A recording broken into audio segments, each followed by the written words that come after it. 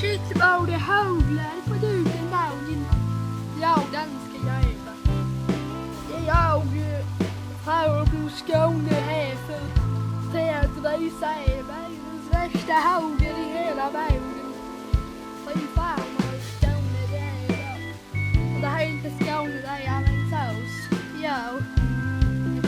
Alla skåningar som blir fula på mig bara för att jag försöker en skånsk dialekt.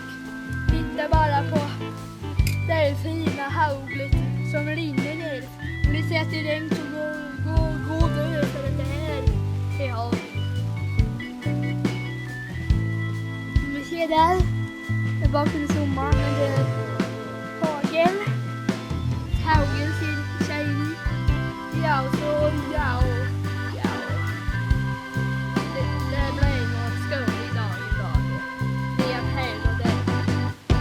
Nej, köpa dagen.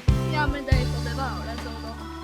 Skånska farbror Skåne, klart.